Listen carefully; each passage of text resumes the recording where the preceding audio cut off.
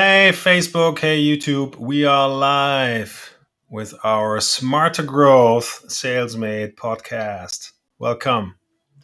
So, during this session, please feel free to drop your questions in the chat below, in your chat. I'm more than happy to answer. This is a live session for a reason. And the main reason is not that I'm super keen about giving you more information. Our content procedures this week are all about growth. So what is it about growing your organization, your business in a downturn? Is this actually something?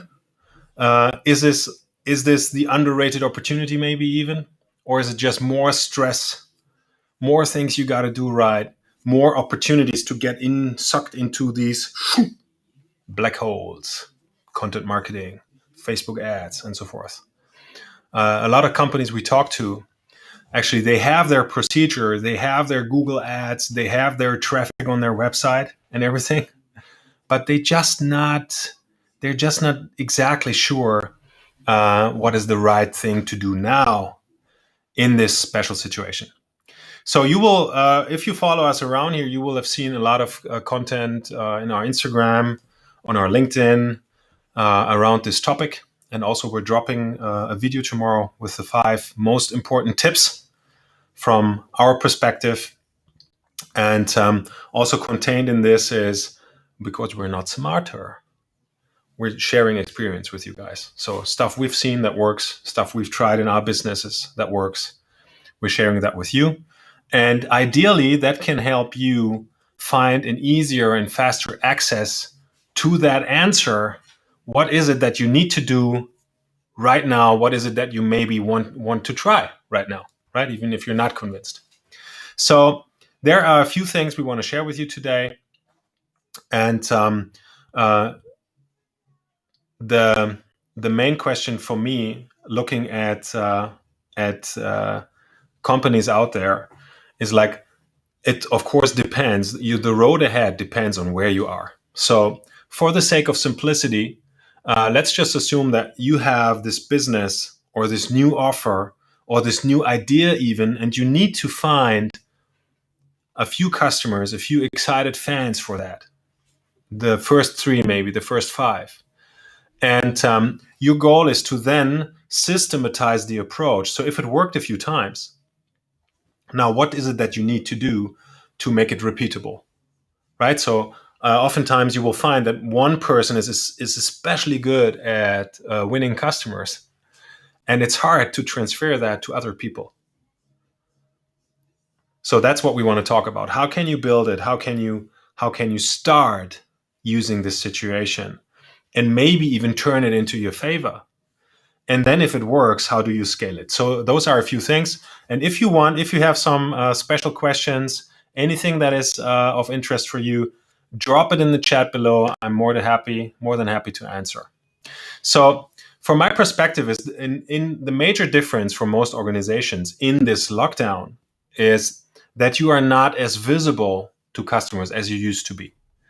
A few years back, you just visited the exhibition, and even if nothing else worked, or it worked well, you had a good chance to win some customers on that exhibition. Today, you are much more reliant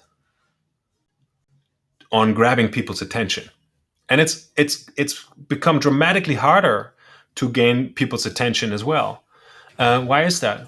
We're all in dramatic overload, right? I mean, the amount of information we receive every day, the amount of information our brain has to filter down is tremendous. And so customers are less interested in learning from you about your products and your company because they want to research you online if you are a valid vendor. And now the opportunity that they approach you is also it's going down, right? With the less visibility, people tend to be more reserved, be less approaching. So you probably see that you're getting a little less inbound if you're not in an exploding technology business where you do exactly the home office and video conferencing thing and Teams and stuff that people need right now. and or if you're in healthcare, right? If you're in healthcare, there's also a good chance that you will see a good amount of inbound because people need more vaccine and PCR tests and whatnot. So for most organizations out there, that is not the case. Most organizations out there are owner-driven businesses that really struggle. They don't know how to do this video thing. They don't know what to write on a LinkedIn page. They don't know how to do advertising. They are super unsure what that first step is. And they want to avoid frustration and failure. So once you make the decision to take serious shot, to give this thing a chance, this online world, right? Now you want it to work out for you, obviously, right? So, and here are a few things that we want to share with you that are important. And this is tactical advice. This is not theory. This is tactical advice. And you can always approach us and talk about it with us as well. So the first tip that we have is just imagine you are now going ahead and you're now looking to win customers, right? Seriously. Now's the time. This is like the signal you've been waiting for. Now we approach the web out there and try to win customers. So then the first thing that typically we do when we enter a business is we pick one offer and one type of customer. That's the first thing. Now, a lot of classical businesses, they are convinced that their product, their service is for everybody. And that is probably true because it may be very, very useful for everybody.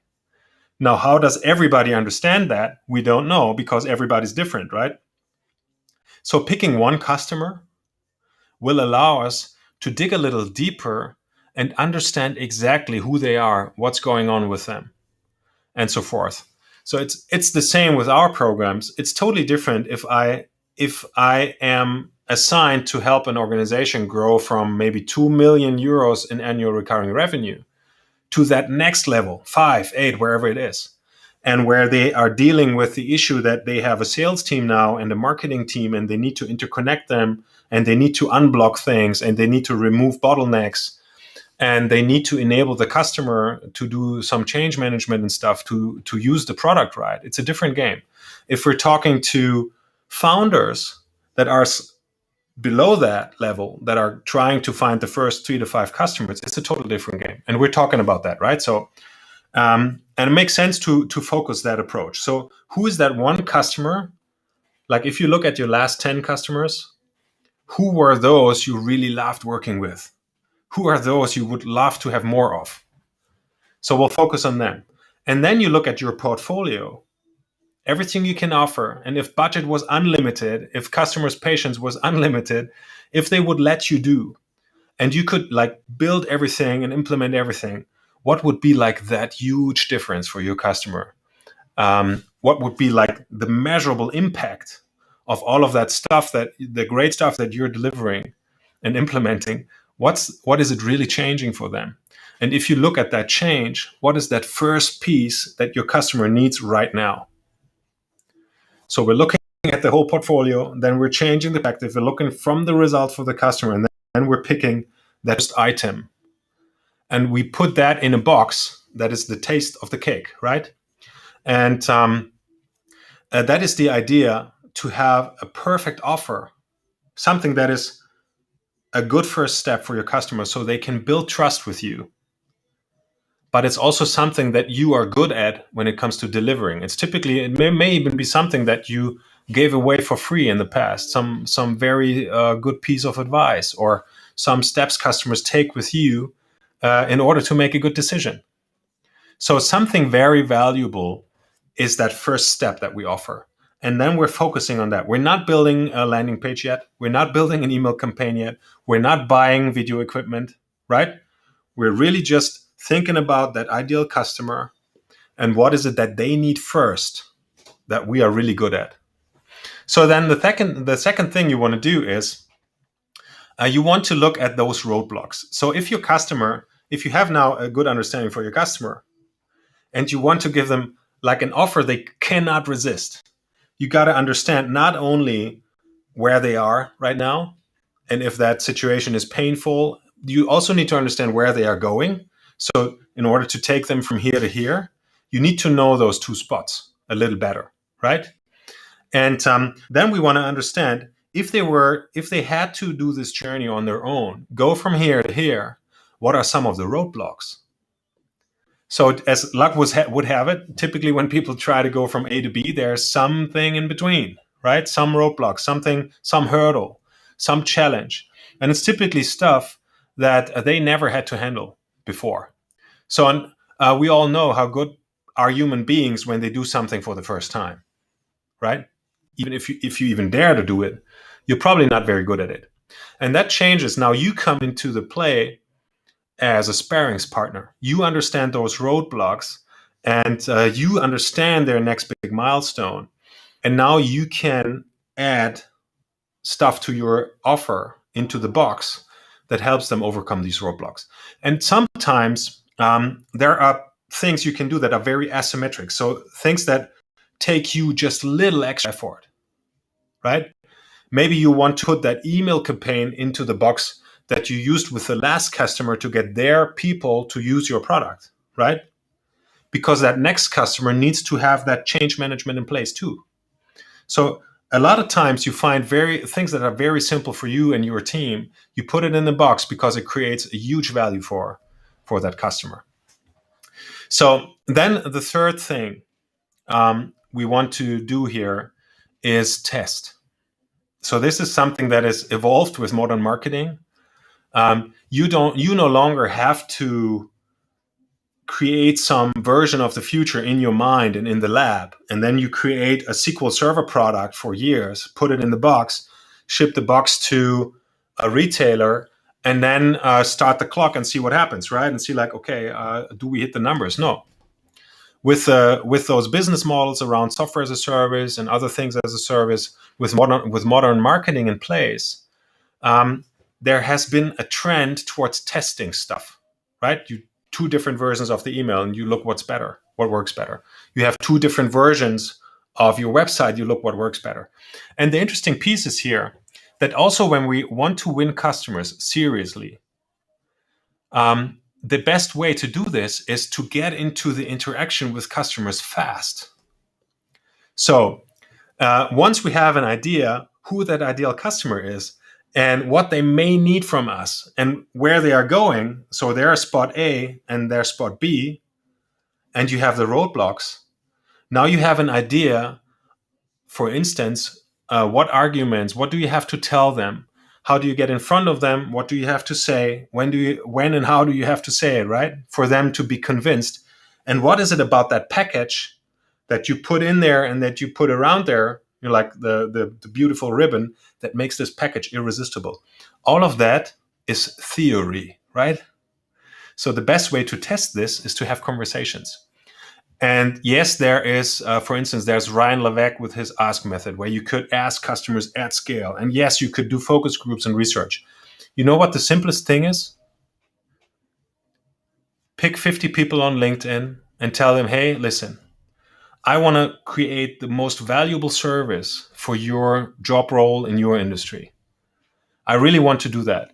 And I'm absolutely clear that the only way for me to be able to do that is if I understand your perspective. If I understand what's really going on with you. Now, I have done my homework.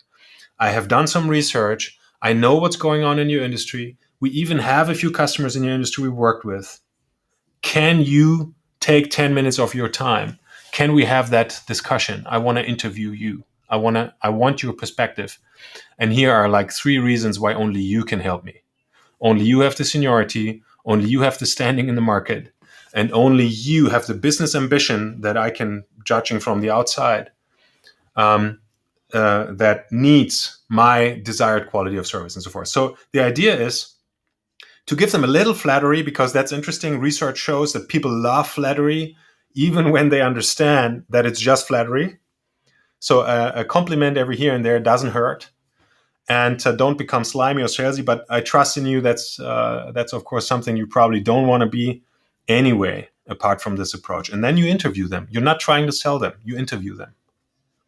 You really try to understand what's going on. That changes a lot of the dynamic, because later when we have these conversations, like 2 days later, when we have these conversations and we and the goal is to onboard customers, the mechanic is slightly different because now you want something, or at least they feel you want something. And in this first step, we just interview them. Okay? We try to find out if our ideal customer understanding, our irresistible offer understanding, and the arguments and questions and the story in between that helps these people make a decision about that product, if those things are correct. That's what we're trying to do. Klaus says, Markus, you are the best. Thank you very much. If that were true. Cool. So that is the idea, to try and test before being fancy. So you can do all of that marketing later. You can do all of that scaled outreach later, but never scale a conversation you haven't tried. It's just a bad idea. It will cost you a lot of money. It will cost you a lot of advertising. Maybe people will hate comment under your advertising because it's just flying past them. It's not empathetic and nothing. And all of that changes once you have those original voices from your customers. Cool. So then tip number 4 is lower the barrier. So we're talking about, and you got to be strong now. Okay. This is not easy. This is maybe the hardest part. This is the stuff you're not engineering. This is the stuff you cannot give in a quality department or something. This is the part where you just dare to take imperfect action. It's something you just got to get over it. And a good way to do this, if we're now talking and we're trying to win customers for a product that is not finished. It's not finished yet, right? You're unsure about everything. You're unsure about the steps. You're maybe unsure about your bulletproof plan that you're showing people to give them more confidence that they can make it too, right? They can make it to point B. You are uncertain about the pricing and everything. So, and the point here is just do it. Just get going. And what you will find is that most assumptions that we have, most expectations we have about what could go wrong, they never become reality. So it's probably true that you will have a lot of beautiful conversations with your customers where they pat you on the back and say, like, this has been one of the best conversations we had so far, or in the last few years. They feel understood, and you get a ton of feedback for you. So also you can lower the barrier for your customer. This is like a simple business 101 chart, right? Like this. So on this axis, we have the investment a customer makes, right? So what are they investing in terms of money, time, and trust in you, in the conversation, in the product, in an appointment with you, in a workshop, whatever. And on this axis, we have the time until the investment returns. Now, vendors, business owners, salespeople, where do they want their customers on that scale? The investment it takes, the customer gives us trust, money, and so forth, and the time it takes until we have to deliver the result. Most people want the customer all the way up here, right? So why don't they just give us the money and then wait? Now the issue is, if you were the customer, you probably want to start at the opposite side of the spectrum, right? You want to invest as little as possible, and you want a return from every interaction. And that is very important from my perspective. You want to lower the barrier for the customer by making sure that every interaction delivers a return. They take half an hour of their time and schedule to talk to you, then at least they want to feel understood. They want to have the feeling that the time was invested well. They want to learn maybe from your experiences in that next call. And also the first thing you are trying to sell them is something small. And small doesn't mean it's 10, 15, 20 euros. We have, you give them like the 30-minute consultation, then you give them a 90-minute strategy session maybe, and then they are ready to make a decision for, I don't know, a €2,500 workshop. That's not unusual. The point is, it has to create more value for them than they put in, especially in the beginning of that journey, right? That's very important. Cool. So that is number 4, lower the barrier. Now, number 5, and that is something that may relax you a little. And that is the fact that people are willing to create one belief at a time. So if you think about yourself and how you work, it's probably possible to dress up like Elon Musk and make sure that you understand or that you believe that electromobility can be fun. That you like all these old days of electromobility, where cars were like somewhat slow and everything, they are gone. Now you have these multi real powerhouses on the road, right? It doesn't make a lot of sense to, in the same moment, declare the steering wheel gone and switch to joysticks. It's just too much at once. It's too much. And it's the same with your customers. Your customers have a clear sequence of understanding, and they also have a clear sequence of objections, right? And if you think through it, it's actually pretty predictable. So I don't know, when was the last time you had an objection hit you in a customer conversation? And if you remember that time, that moment where somebody told you this is too complicated or this is too expensive or anything in between, we don't need you. We've done this for the last 500 years exactly the way we're doing it right now. We don't need anything. Thank you very much. Those things are pretty predictable. Would you agree? So now, if these things are predictable, we can understand just by thinking through it, putting ourselves in the customer's shoes, like, what is that sequence of beliefs? How do we need to create them? And then we can think through how we want to create them. So which one do we need to create and how can we do that? And another way of putting this is put the customer on information diet. It's not optimal to send information his way and more information. In the best case, he will have the idea that your stuff is a little complex because there's so much to know and understand about it.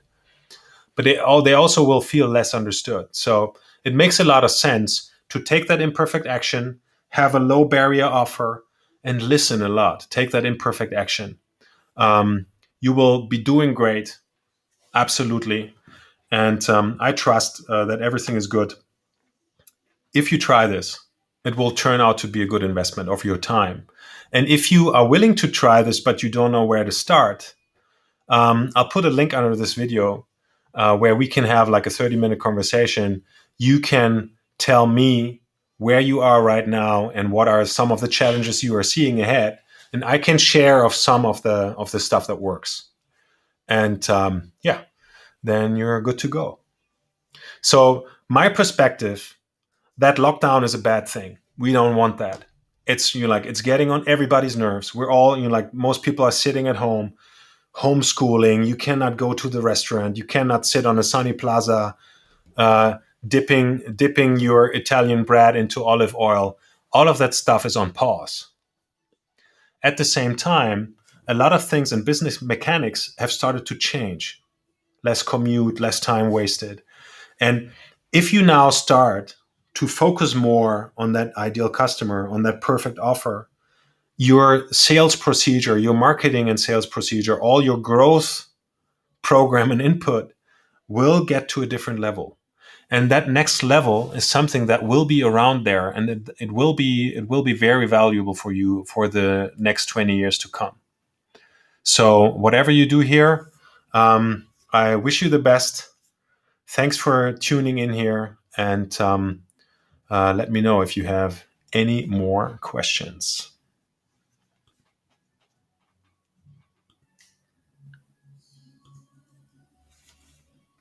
Cool. So if it's not right now, you can always type them. We are monitoring the chat windows and the comment sections on YouTube and on Facebook. You can also reach out to me and Patrick on LinkedIn if you want to. We're more than happy to talk. Thanks for taking the time. Thanks for watching. See you soon.